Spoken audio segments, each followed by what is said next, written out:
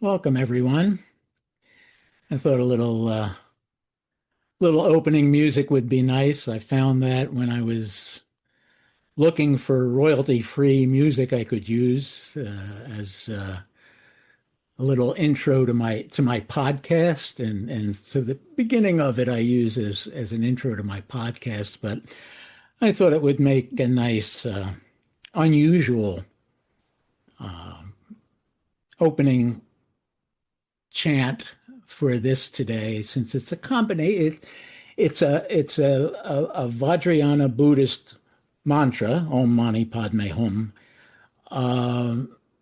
done by obviously Vedic group that creates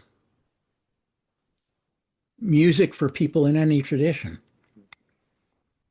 So, welcome wherever and whenever you are, since this will be recorded and people can listen to it whenever. Thank you for joining Paula Davis, Timo Spekkens, Michael Ray, and me in this experiment in spiritually launching a book. Let's take a moment to dedicate any good we do here today to the benefit of all beings without exception.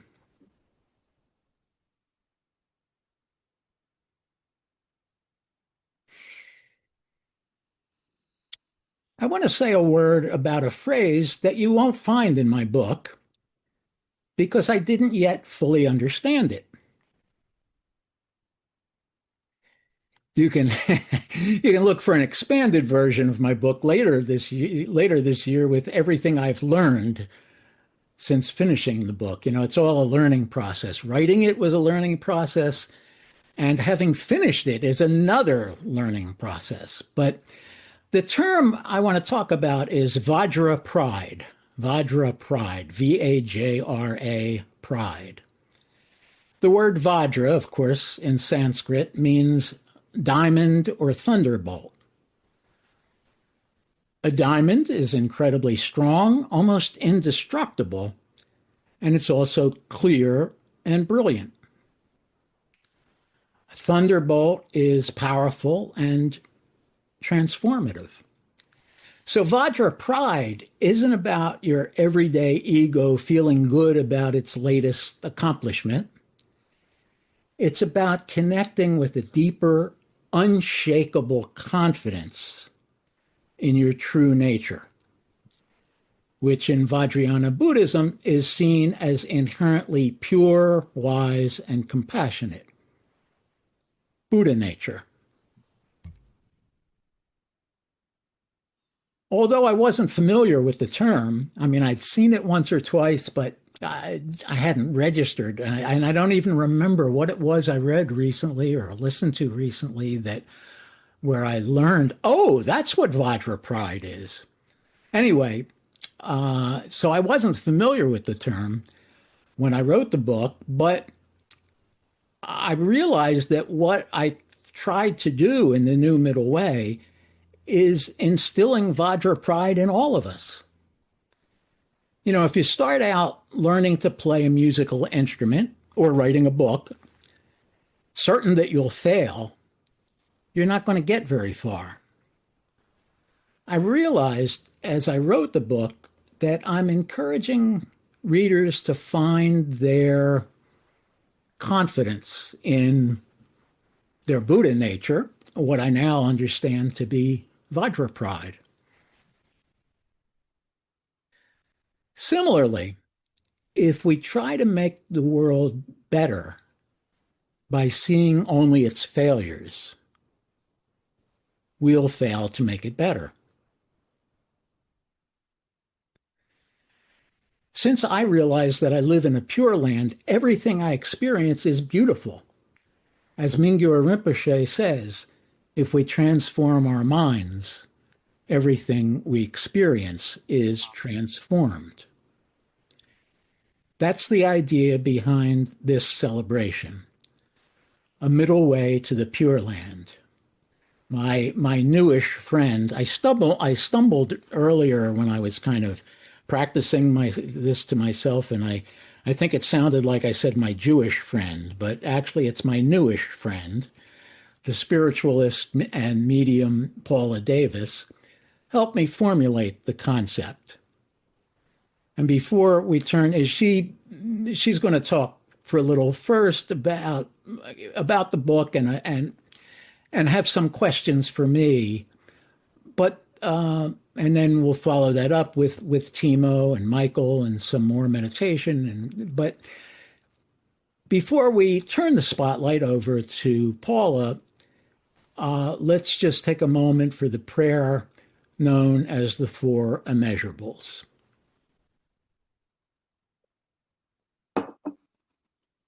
May all beings have happiness and its causes. May all beings be free from suffering and its causes.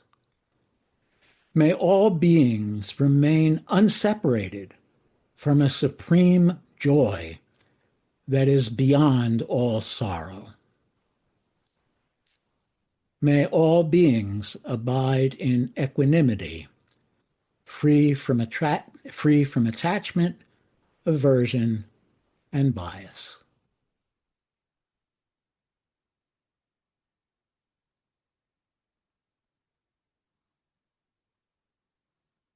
Paula, if you would unmute and take over for a while.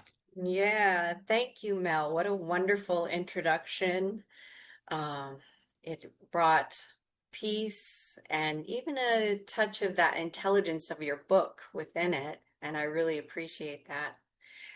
But what I'd like to do is to get into a little bit of the guts of the book. And when you get into the guts of the book, you get into the guts of Mel Pine a little bit. And that's kind of where I'd like to go. And I'd like to start, if you don't mind, Mel, because Mel has no idea what I'm going to ask, what I'm going to say. And I just purposely kept it that way. But I want to start with an introduction as to how I first was introduced to Mel. And we were both in a program called Preparing to Die with Andrew Holochek. And of course, like a lot of groups, there is a Facebook group that we have together. And in the Facebook group, they encourage you to introduce yourself, a little bit who you are. And so I introduced myself, and then I went on to, look at the introductions of fellow cohorts. And to give you a little flavor of Mel, this was the first thing that I learned about Mel. I hope you don't mind me reading this private Facebook group information, but it says, "Hello, this is from Mel. Hello, dear cohort. At the start of 2024, my health wasn't great, and I was in a winding down phase. I read Andrew Holochek's book, Preparing to Die, I'm adding that in May, virtually attended his blissful Pure Lands retreat that opened me to a rejuvenation phase. I resumed my writing career and began a blog for people with one toe in the water of Buddhism. That, along with other aspects of my practice, improved my health. Now, I'm preparing to die by writing a book as I maintain the blog. I'll turn 79 in May and have set a release date in mid-September for the book. While I'm prepared to die, I'm also hoping to reach my 80th birthday with the book, my life's work, out there and reaching people. I thought the Preparing to Die course would be a good companion as I go along." That was my introduction. And I responded saying, "Wow, I like this guy. He's a straight shooter. This is what's going on." And I responded saying, "I'd love to learn more about you as this course goes along." So that's a little introduction about Mel from Mel. Now, as I'm gonna ask a few questions. I'm actually gonna give a couple of quotes from the book as well. In this book, what would you say the number one reason someone who is dipping their toe into Buddhism can gain from reading your book?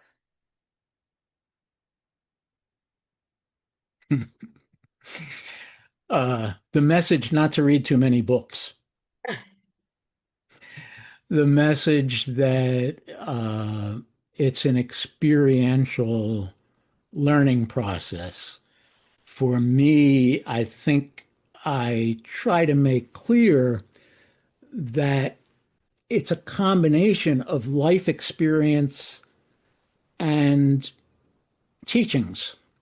What you learn from life and what you learn from teachers and what you learn from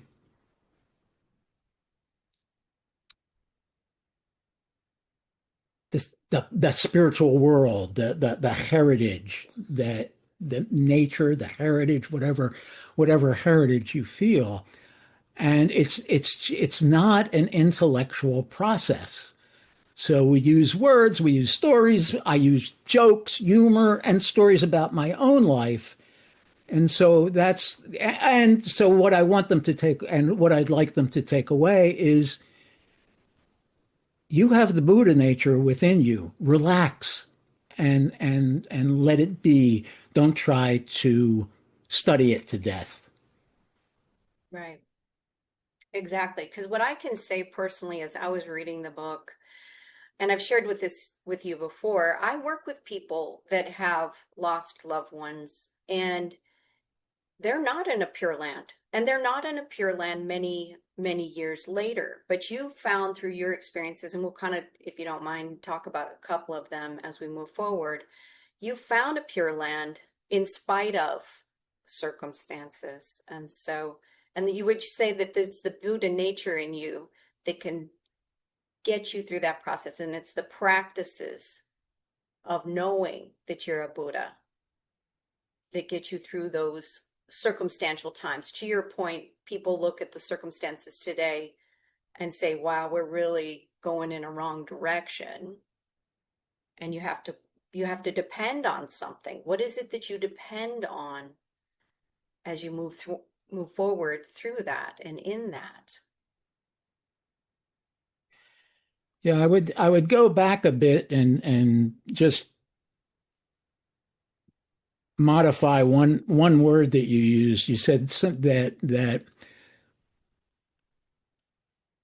I realized that I live in a pure land or came to that belief or whatever in spite of the experiences. And I think, what was. We can't undo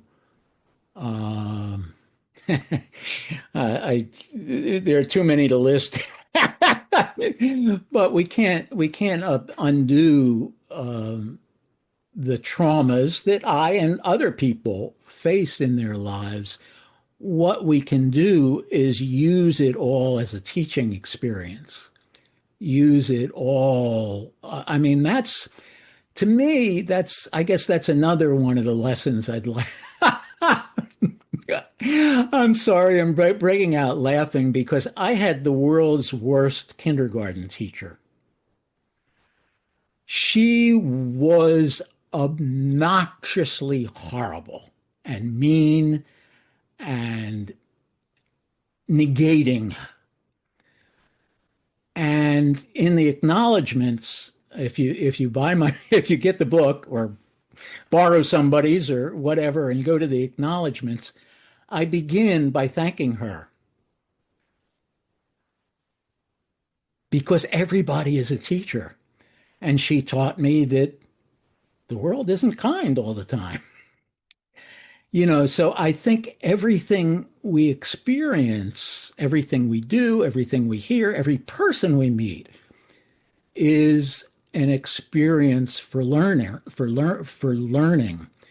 And as horrible it is as it is to have the sudden death of a son, as horrible as it is to have the sudden murder of a dear friend and mentor, as horrible it is as it is to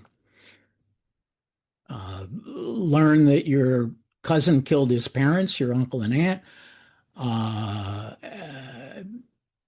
as horrible as it is to get a phone call that your sister and brother-in-law both were killed in a car crash. I mean, those things are all horrible. Nobody wants them, but they're all opportunities to learn. And I think if we go through life with equanimity, not allowing them to shatter us forever. I mean, of course, we're going to be shattered for some period of time, but not to live life as the victim of them, but to live in a way of learning from them. I think I don't remember what the question was, but that's Yeah. the Well, you're touching on my next question. You say in your book, this book is a filament of my soul. It's a filament of my soul. So when you say that the book is a filament of your soul, what parts of your inner life, your joys, your wounds, your awakenings, are you most vulnerable in sharing with us here? Now, you shared a couple of things of some situations that occurred within your life, but where do you feel most vulnerable? And at this point, do you still have that vulnerability as you prepare to die? boy, that's a good question and a profound one. I don't think we ever get over all of it. Uh, and that's another thing that I try to say in the book, or that I hope to convey, and I feel it for myself that um, I don't need to be concerned that I'm not a perfect Buddha who, who can rise above everything and I'm omniscient and beyond being hurt. But so of course we bear a lot of things, and I think for me, I was born with, and this is something I don't explain in the book. It's kind of fundamental. Maybe it's implied, but I was a late child at a time when children were not considered blessings, especially not to their mothers. And so I was born with a sense of being an imposition. And a lot of my life, my cry from my life is, I am not an imposition. I'm going to make my life worthwhile. I'm going to do something with it. And obviously, one needs to grow out of being a slave to things like that. And that's I think that's the cutting of attachments that should, cut that attachment. Um, but it's never going to leave me entirely. And when I do talk in the book, and I often talk about letting go of my ego. And so I no longer feel like I have to prove it, but it's not gone. I still, obviously I wouldn't.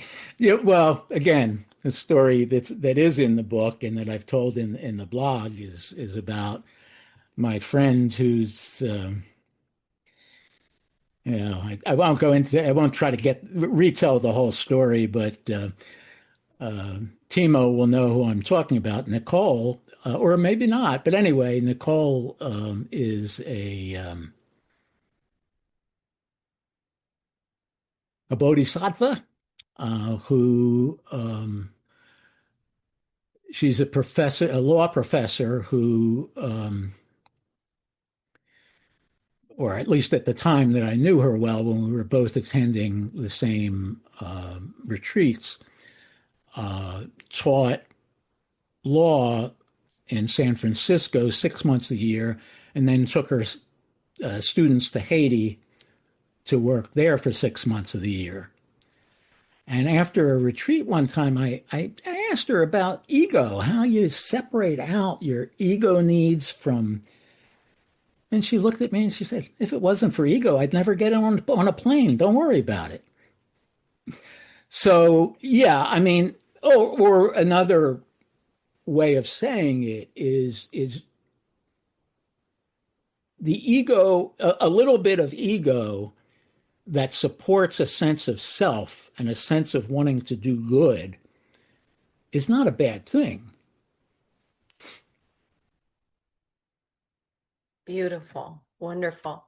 So I'm going to read something that I read in the book that I was quite impressed with. It says, and I'm paraphrasing this, I'm not going to exactly, but you know how to write and you know how to blog, so go ahead and use those skills to manifest your bodhicitta, the reduce the suffering, right? And what did it feel like on a heart level to receive what I would say is a bit of a divine commission when you were preparing for death? Was there a lot of grief in this point or awe at that turning point in your life? If for people who haven't read the book, this was a moment year and a half ago. Well, no, a little over a year ago when I was doing a meditation and incorporating Buddha Amitabha, the Buddha of the Pure Land, who I had adopted as my yidam. And in Vajrayana Buddhism, you engage in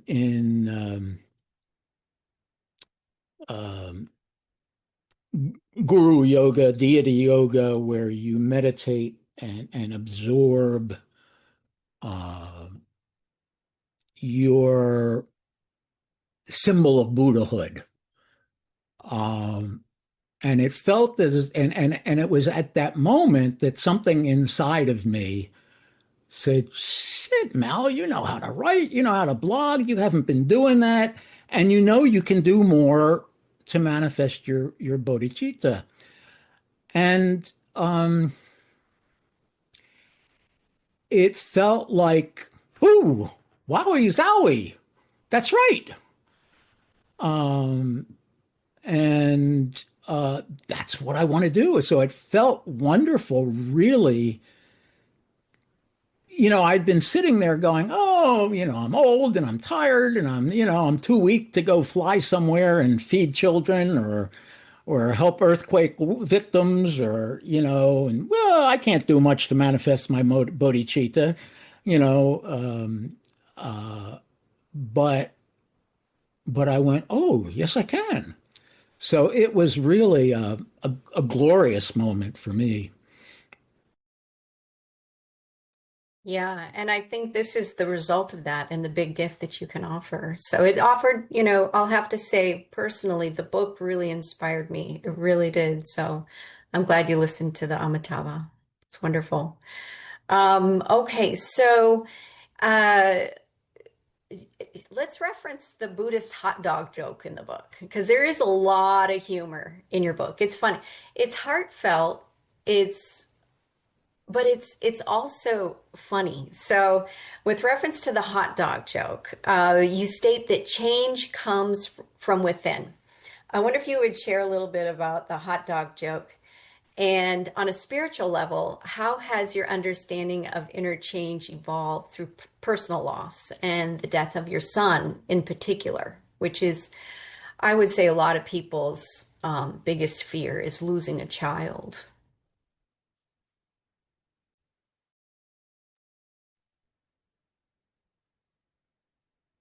The that joke is a good illustration of my writing process. It is not structured and thought out. I sit down and start writing, and something flows through me. And a lot of artists, well, I'm calling myself an artist now, but I guess I am now. A lot of artists, visual artists, writers, say that they sit down to do their art and something flows that may not really be them. And that's the way I feel. There may be some of Thomas, my son, that's flowing through me because he was very creative. There may be some Amitabha that's flowing. I don't know what it is, and I don't I don't feel a need to analyze it. It just is. But when I sit down to write, I don't go, oh, this is where I'm going to go with that. I start writing, and oh, this joke appeared. I say, oh yeah, I can fit this joke in, and so it's a well-known joke. I'm laughing because there's a wonderful video out there of a newscaster interviewing the Dalai Lama and telling him the joke and laughing and thinking the joke is funny. The Dalai's looking at him. He doesn't get the joke because he doesn't understand enough English idioms to understand make me one with everything. But anyway, it's a great video. If you can find it, it's very funny. But the joke is, of course, the Buddha says to the hot dog vendor, make me one with everything. And everybody knows that joke. But the second part of it is the Buddhist hands the hot dog vendor a $20 bill, which the hot dog vendor pockets. And the Buddha says, where's my change? And the hot dog vendor says, change comes from within. And what I realized as that joke flowed out of me is it fits perfectly into the message of the book, that you don't look anywhere else.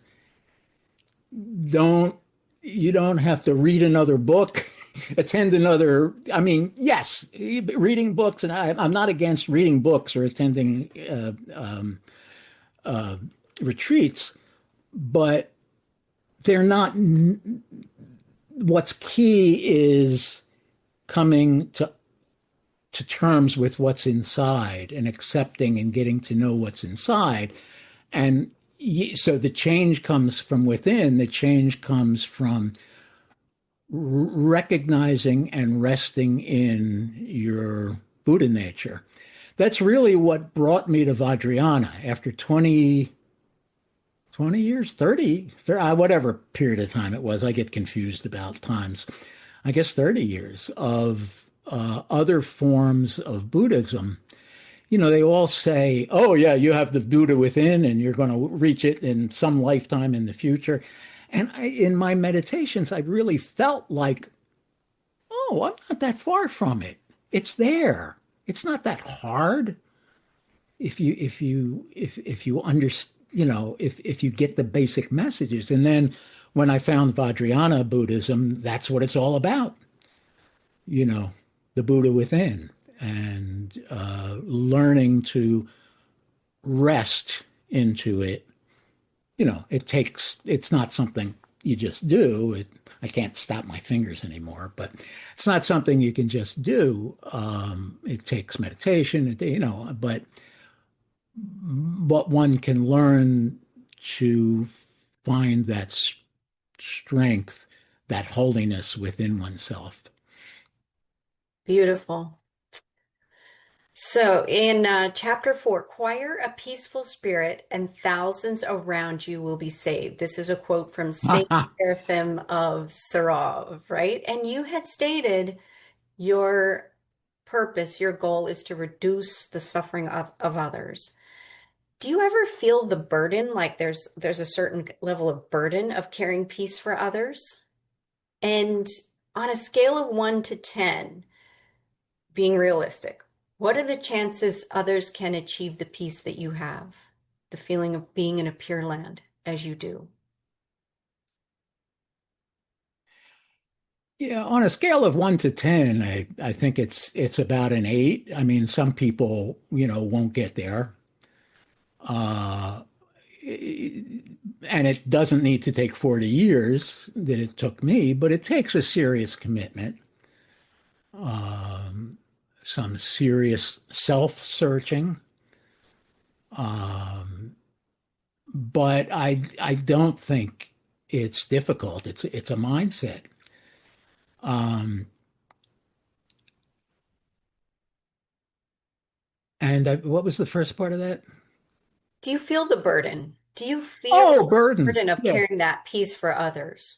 No, I mean it just feels so good to be there myself that, I just want to like I say in my little blurb that people read if they come looking for my blog on Substack, they'll get a little blurb that says something like took me a long time, but I found the Pure Land, come join me there. It's nice, come join me. Yeah.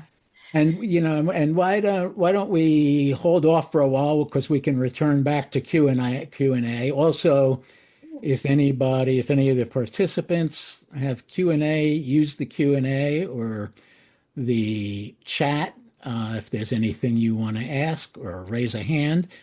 And why don't I ask Timo to introduce a period of awareness? Hey, thank you, Mel. And thank you for inviting me because being able to be the expression of bodhicitta in the world, inspired by how you do that so beautifully and explicitly as we can experience with how you have been keeping yourself in the world and for a long time and now culminating in this book. So to be part of that is something I really am grateful for, and to be with this little team here to hold you through this. So thank you for inviting me to help us hold our minds a little open and our hearts open. So why don't you all that are here, take a beautiful deep breath and breathe out with your mouth open a little bit and just decontract. I want to say a few more things, but not waiting for a specific meditation. The way that Mel is expressing himself in the world is the outflowing of concentric circles of a wish to be a healing presence in this world.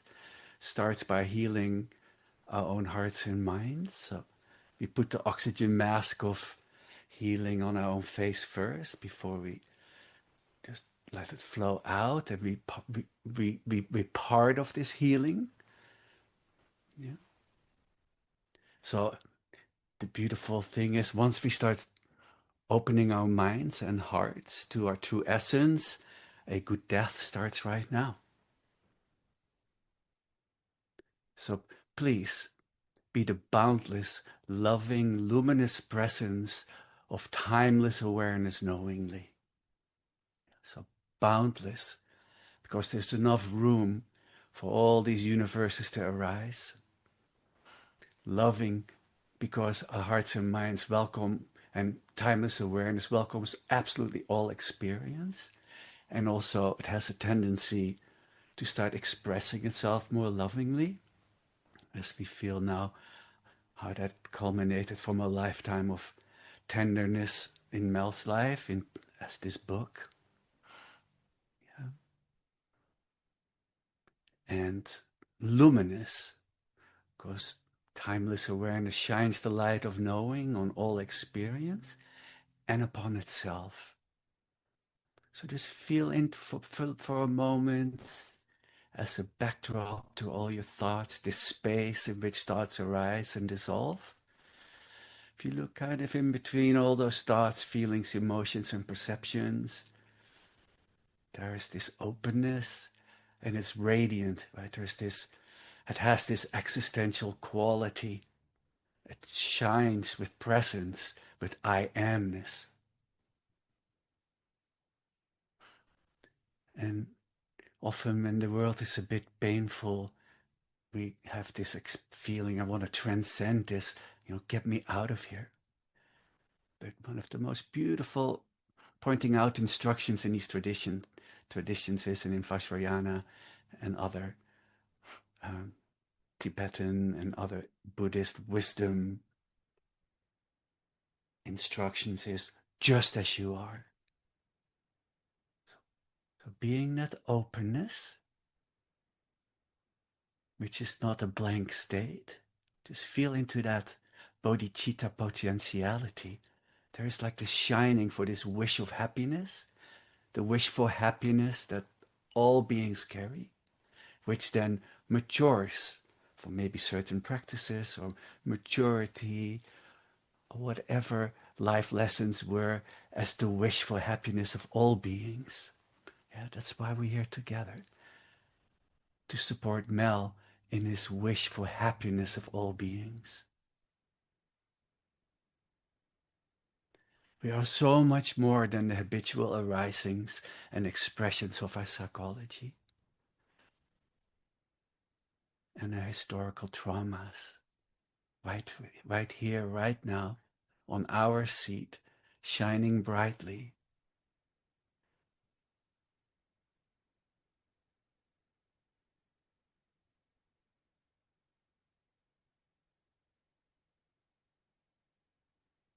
So, some of you have heard me say this prayer lately because I really like it, like a little bit of a dedication in my 15 or 20 minutes of me being allowed to hold you within the stream of Mel's bodhicitta expression in the world.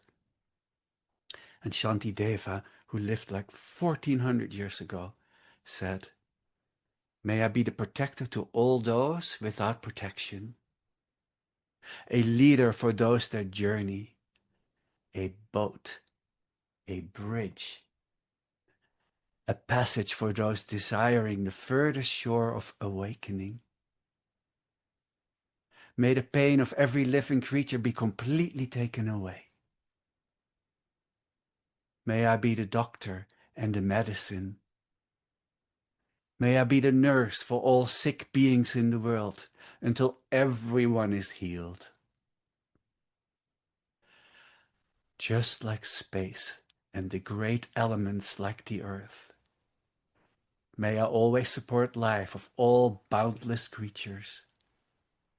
And until they pass away, may I also be the source of life for all the realms of various beings that reach to the limits of space."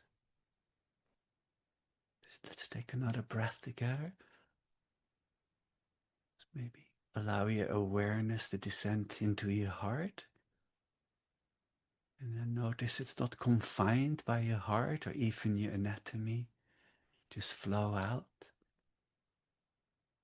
and saturate the space all around with that radiant bodhicitta, that radiant wish for happiness.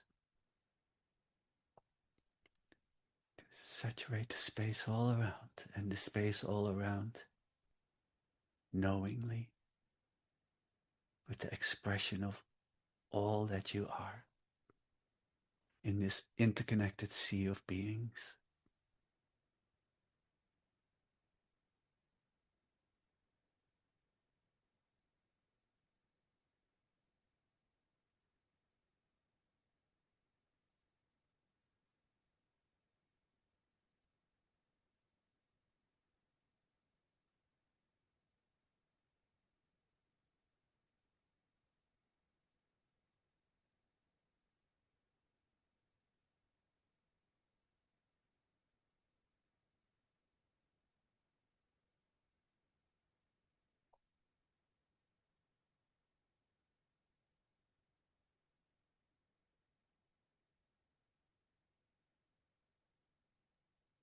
What is this wish for happiness of all beings?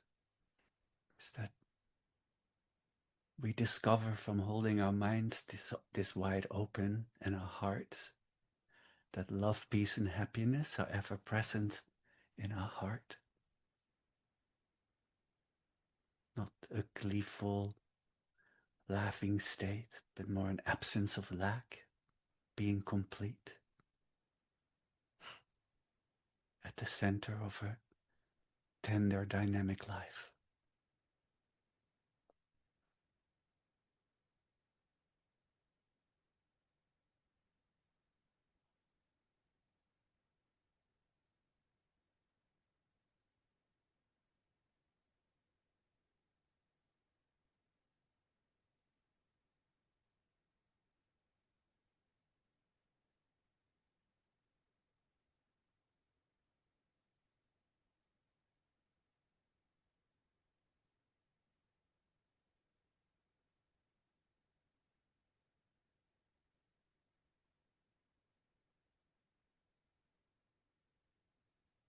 holding our minds this open is an expression of compassion.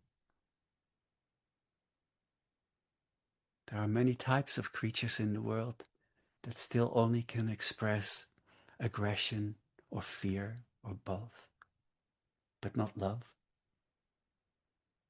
Love is a much later evolutionary development in our brain structure and psychology and in the collective karmic psyche, and in a way so tender and fragile. So we promise to deeply care for it. We must very deliberately nurture love. And in that spirit, we gather together in this expression of love of Mel in the world, who realized that in his preparation to let go of this world, he needed to share everything that he became free from concern, not without concern, but free.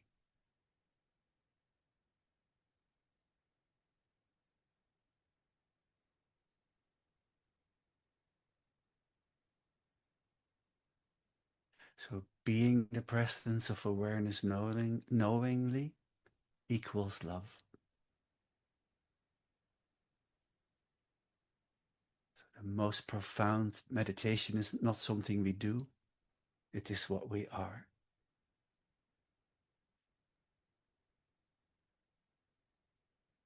I am the resonance of compassion in the world. And maybe sometimes I have fallen asleep within my own competence. Here together, we vow to stay awake in our bodhicitta competence and express it. That's why we're here together today.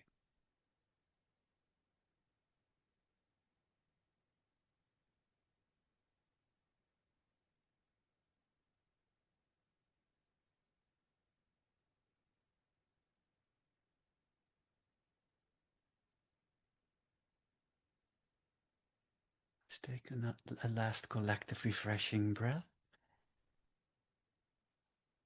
It's decontracted, open, so your heart essence may shine.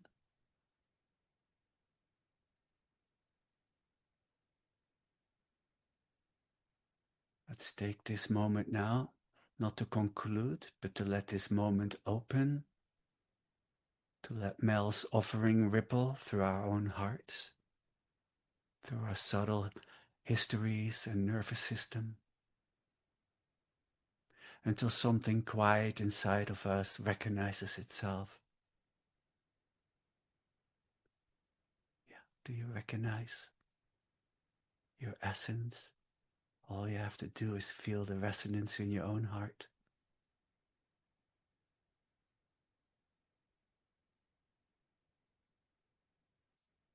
May Mel's inspiration not end here, but reverberate and resonate into how we love, how we listen, and how we live.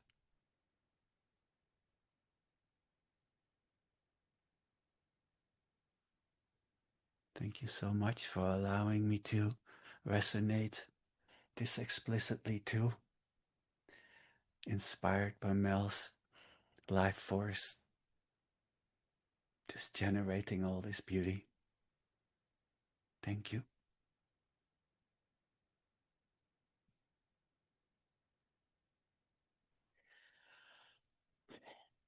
Thank you, Timo. Ah,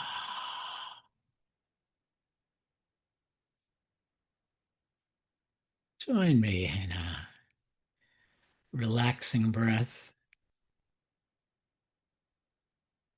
Ah,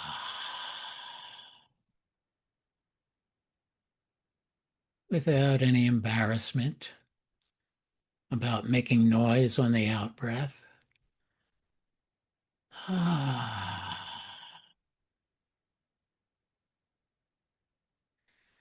With each breath, we can get deeper into relaxation, deeper into touch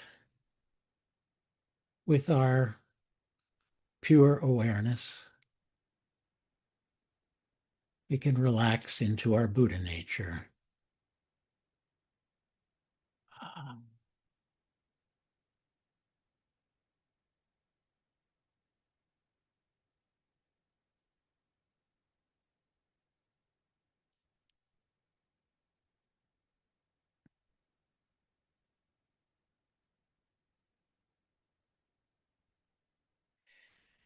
As I was thinking about this and the theme of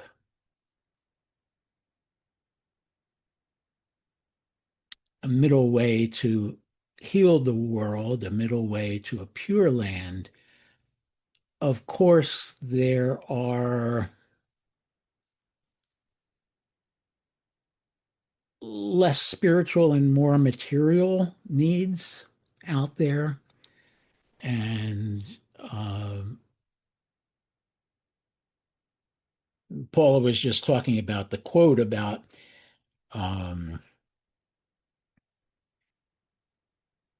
generating loving compassion by being who we are. And of course, there's an element to of other forms of generosity. And so I thought, as a gesture, I prepared a few charities that I particularly like, and I don't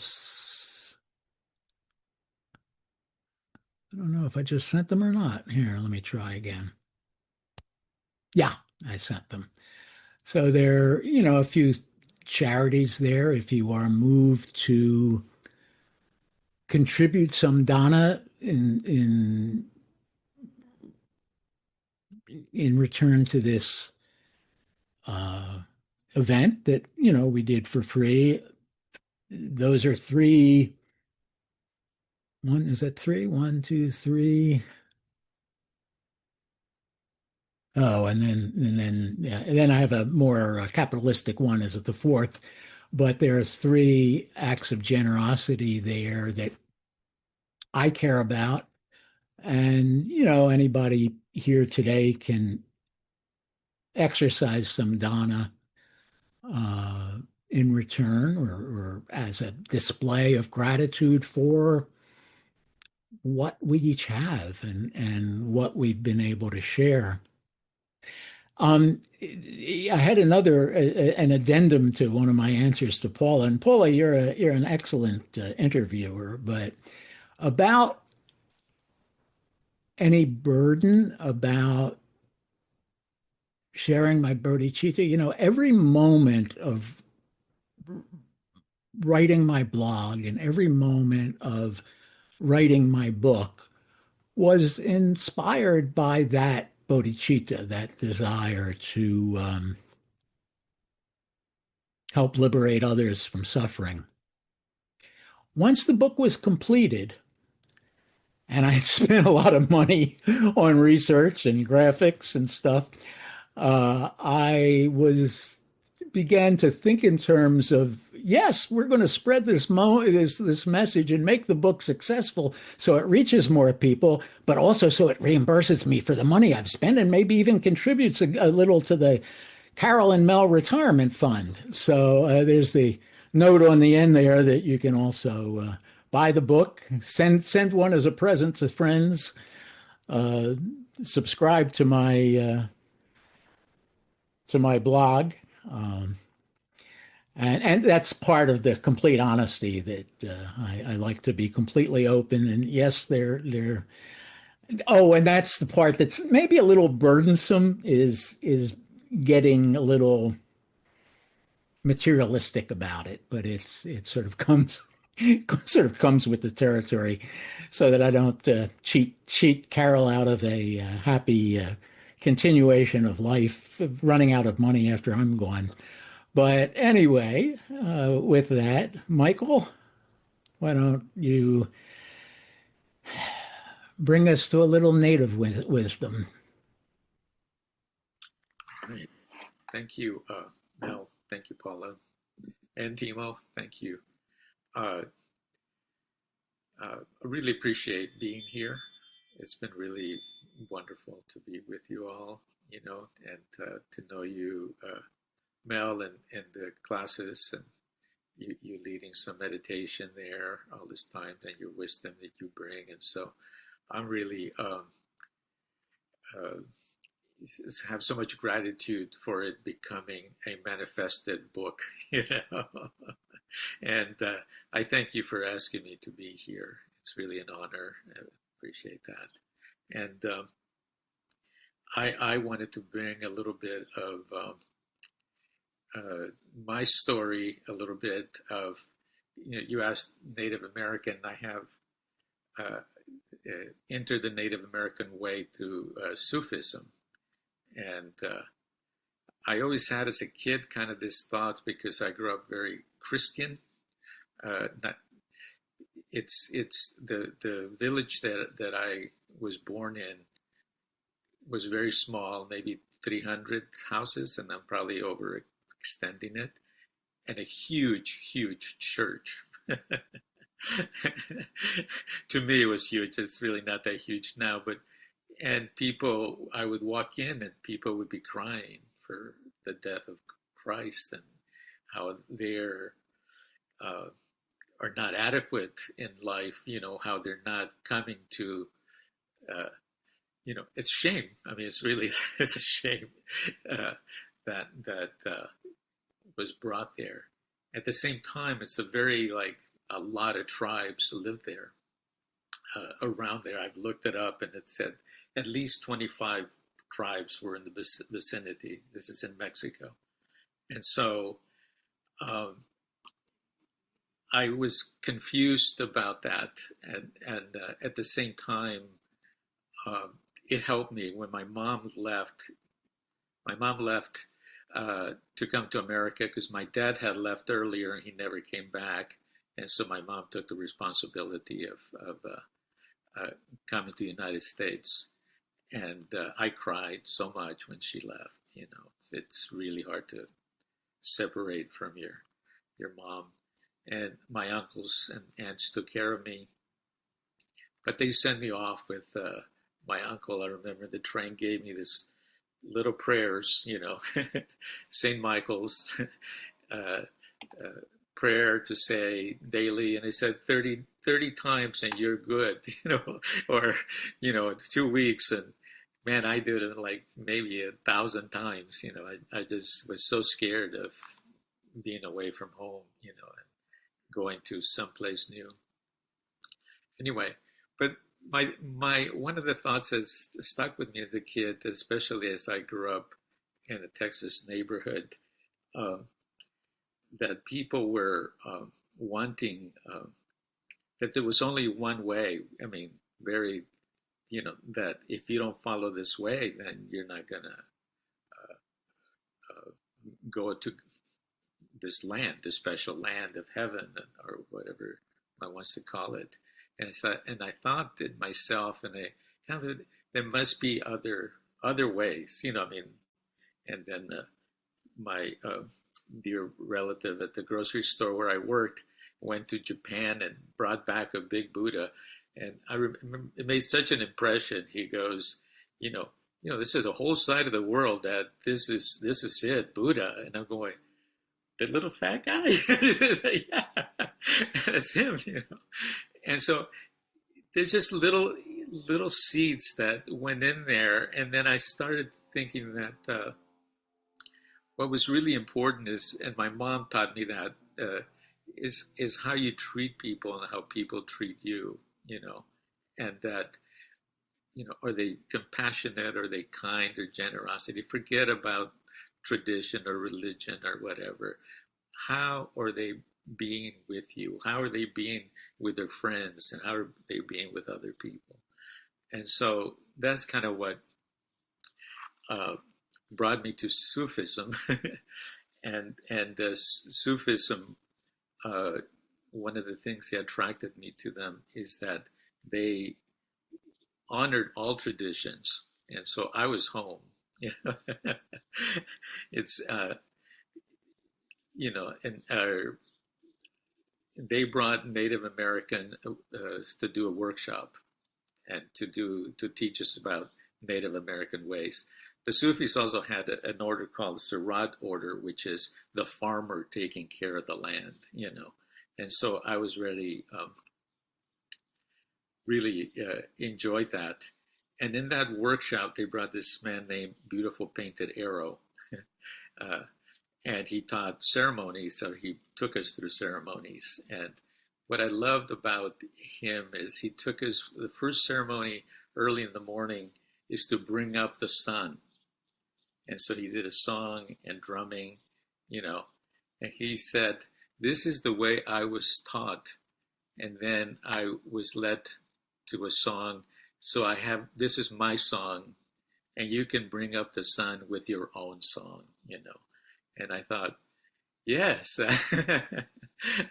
that's good, especially since I can't sing or do that. I'll have my own words and my own way of bringing up the sun. Anyway, that weekend I met my wife, and my wife really, she didn't come in through the Sufi, she came in through herself. It took herself there. And somehow we wound up following this person, which led to my wife being adopted by to make a long story short, by a Navajo woman who was the mom of this person, Navajo we met. And that started a 40-year of going to the reservation, going through their ceremonies, and experiencing the unconditional love for us, just being adopted, my wife being adopted as a daughter by this woman who was caretaker of the sacred mountain is very, it's a real honor, and they take it seriously. You are now family. And so she now had 5 brothers, and I am the brother-in-law. I don't get carried in by her. I have to earn my own family. Anyway, so that started a what do you call it? A relationship with nature, and ceremonies that are natural. But there is a book out, and I don't have it out here, which it writes about the relationship between the Navajo and Tibetan Buddhism. And it talks about the 4 winds, all the things that they're related. They do sand paintings as well. It's a beautiful book because it has prayers from both traditions that are related. So I thought I would concentrate on a little bit on that, and I'm always getting told by my native relatives that we really need to connect to the elements, the mountains, the trees, the water, the air, and so they really like it when we connect with them and express ourselves to them, and you can see it if you ever go to a ceremony, which is some are all night ceremonies, and there's a fire. You walk in and there's a flame in the center, and that flame is talking all night and being with you all night. And I'm, like other people at the beginning, was very afraid of the fire because it's very powerful, And what my brother, who's gone on now to the other side, said, Michael, you just got to talk to it. Just got to talk to it. It's your relative. It's just, do a little prayer to it. Say thank you. And he said, all the elements right now need a thank you. They need attention in that way. I will. I'm going to read a poem, a Navajo poem, where they talk about their their main area is New Mexico, Arizona, a little bit of Utah, and they have 5 sacred mountains. And so, where my relatives were in the center sacred mountain, and she was this lady was caretaker of that sacred mountain, and I have to, I was blessed to go up there once or twice. So this is a song of the earth. The earth is beautiful. The earth is beautiful. The earth is beautiful. Below the east, the earth, its face toward the east. The top of its head is beautiful. The sole of its feet are beautiful. Its feet, they are beautiful. Its legs, they are beautiful. Its body, it is beautiful. Its chest, its breast, its head feather, they are beautiful. Below the west, the sky, it is beautiful. Its face toward the west. The top of its head is beautiful. The sole of its feet are beautiful. Its feet, they are beautiful. Its legs, they are beautiful. Its body, it is beautiful. Its chest, its breast, its head feather, they are beautiful. Below the east, the dawn, its face toward the east. The top of its head is beautiful. The sole of its feet are beautiful. Its feet, they are beautiful. Its legs, they are beautiful. Its body, it is beautiful. Its chest, its breast, the head feather, they are beautiful. Below the west, the afterglow of sundown, the face toward the west is beautiful. Below the east, white corn, its face toward the east is beautiful. Below the south, blue corn, its face toward the south is beautiful. Below the west, yellow corn, its face toward the west is beautiful. Below the north, varicolored, its face toward the north is beautiful.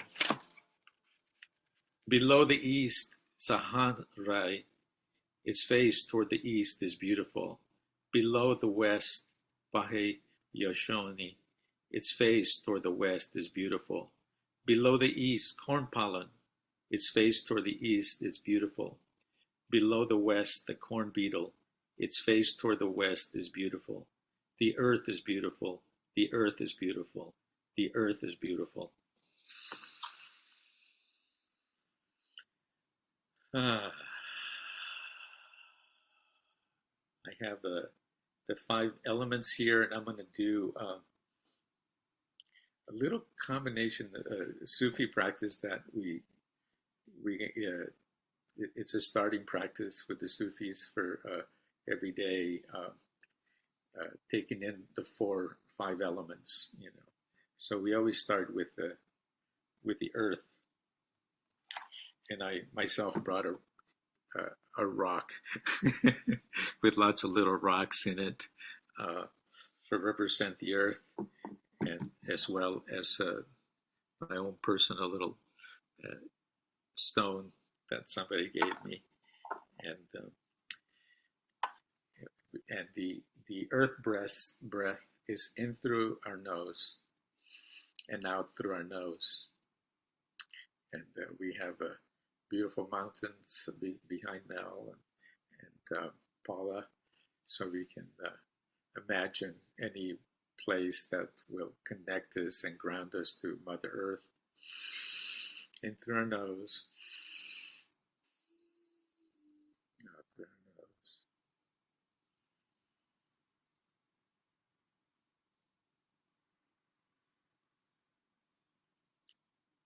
And we're also earth, our bones.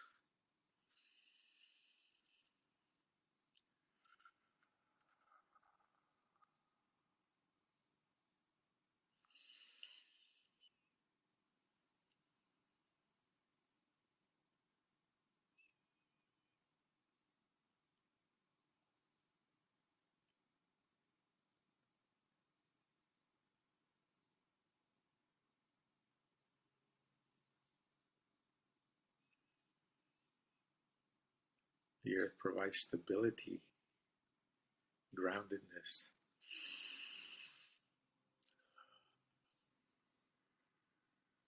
So if you're feeling that, feel that connection.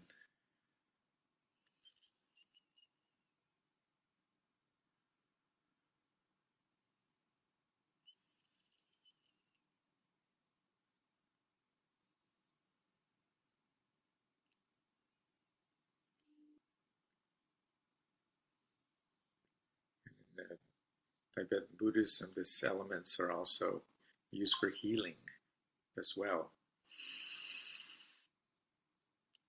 So whenever you feel ungrounded, find a good place on the earth that you can lay down or sit and breathe in through your body, through your bones, all the way to the center of the earth.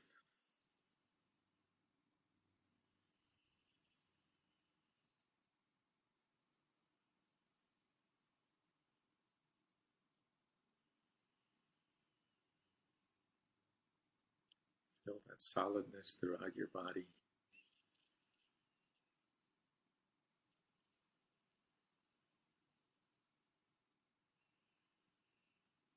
Unmovable, unshakable,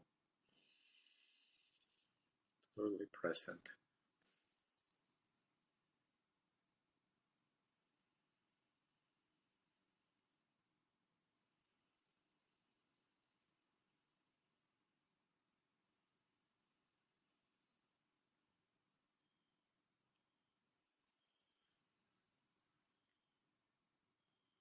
And we go through the element of the water.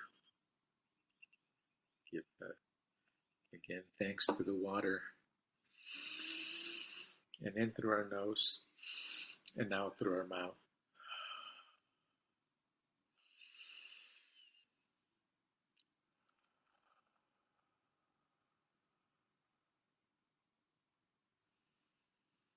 Imagine a lake or the ocean or the water in your being.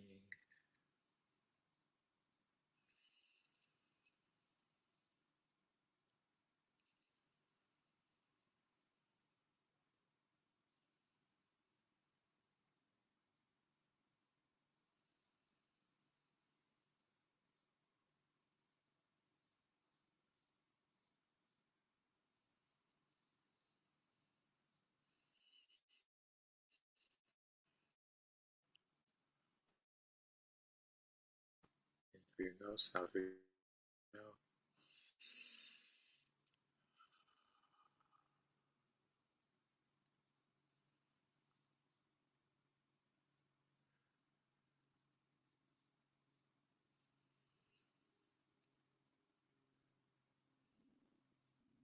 Learn not to be afraid to cry and let some of the water in our bodies out into passion and love, even in times of great catastrophes. It's okay. Through your nose, out through your mouth.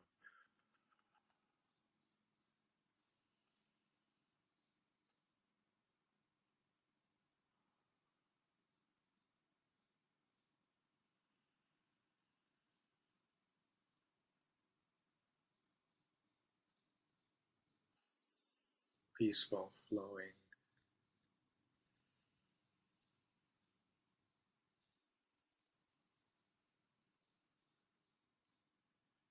Feel the water in your muscles.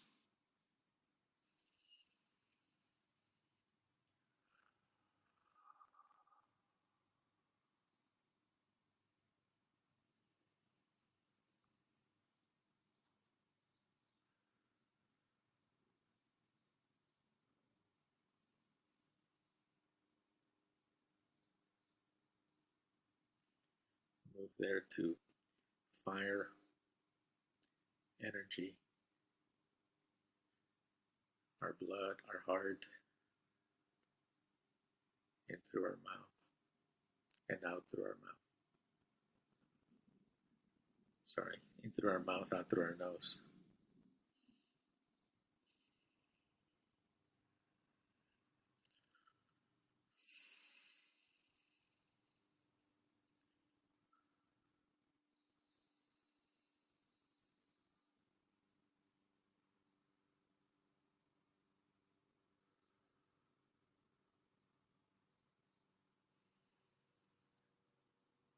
circulation in our body.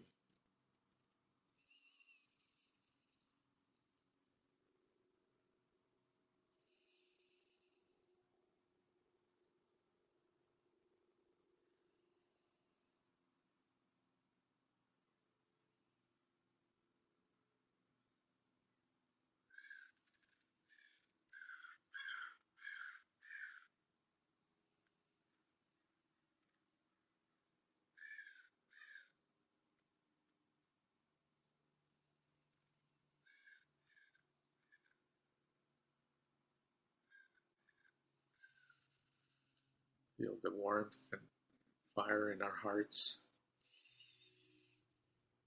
a special place in our hearts.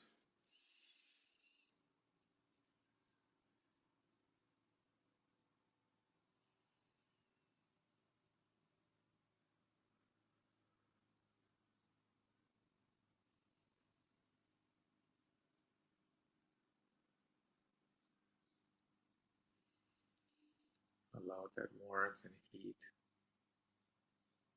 to fill our bodies.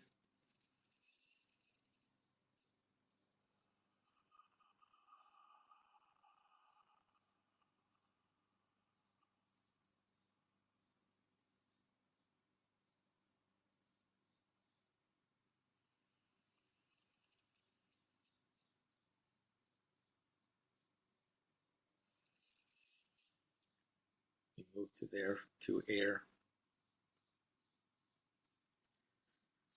flexibility. That's in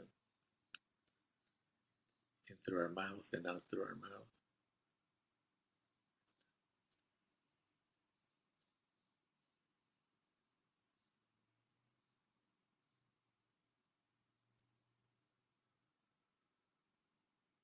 I use instruments like the feather. Again, it's alive.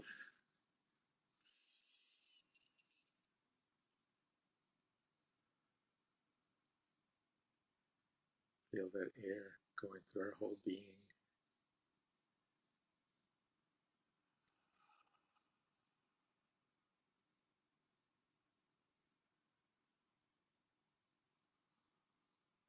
Every pore, every space in our body. Open it up. Feel the breeze internally, moving through each and every one of us.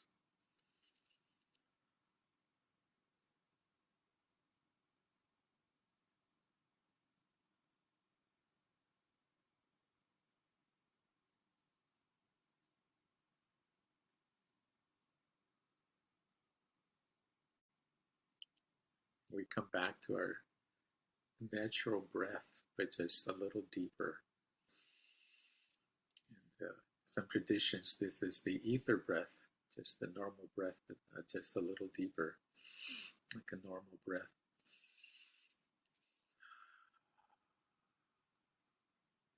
In other traditions, it's space. And this last one contains all the other ones.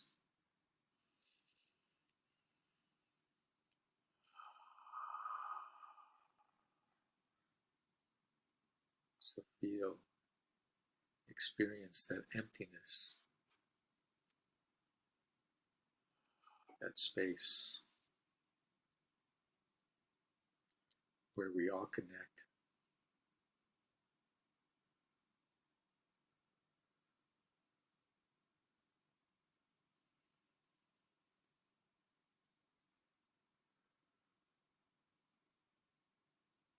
Where we are one with each other's beauty,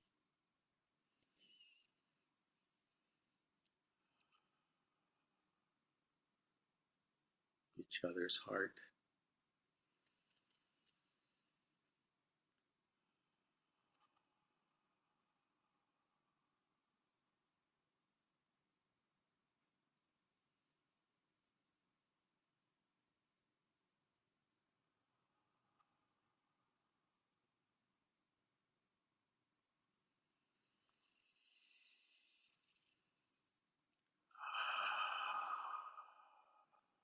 Thank you.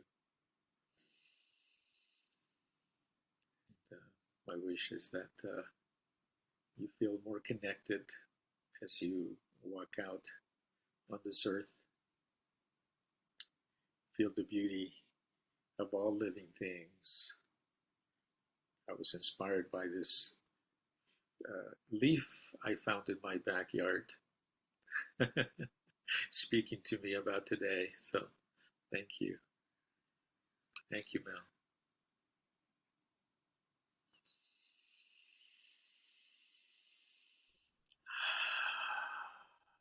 Thank you, Michael. I don't know why, but you're bringing up the elements brought to my mind the four thoughts in Buddhism, the four thoughts that turn the mind, and they came to mind, so I'll just go through them, and number one, of course, fits perfectly with what you just said. The uniqueness, the beauty, the gift of being born in human form. And number two is impermanence. That's also a gift. Mm-hmm. I mean, impermanence is hard, but if it weren't for impermanence, what, you know, what would there be? You know, um, and then there's karma, cause and effect. Everything that we do is a result of causes and conditions, and everything we do or say or think will have an impact.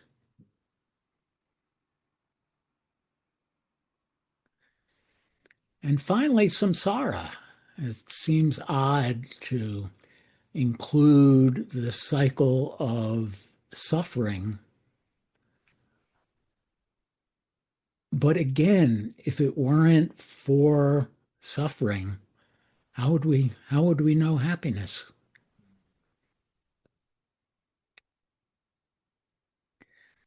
So again, thank you, Michael. Um, That was that was beautiful, Mel. And what you added to just my impromptu take on the four thoughts. That's part of my practice, and it's part of what brought me to a life of joy, especially that first one. Uh, I mean, I when I say that, when I do that, I happen to have a window in front of me, and I look out, and there's a big tree across the street. So I'm grateful for the right now for the green leaves. it. But in the winter, I'm grateful for the brown. I mean, whatever it is, it's life. It's wonderful. I've never understood why people go, oh, that tree's so ugly now. It's all, it's winter time and it doesn't have any leaves. It's beautiful for what it is. That's right. So, any questions or comments will be seen by us, the panelists. The participants won't see each other's. Paula, do you have a last question for me? Well, my last question for you, uh, how would you like to, again, a quote saying, each being's pure awareness, its Buddha nature is always present, always accessible. So as we kind of conclude some of these things, what would you share? What would you like to most share as we come to the end, as we share the new middle way, your book? What would you like most to share?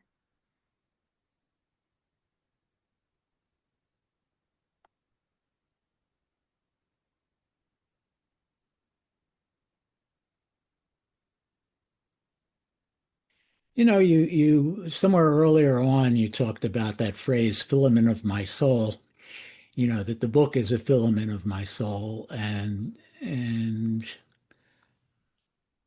of course I would share that.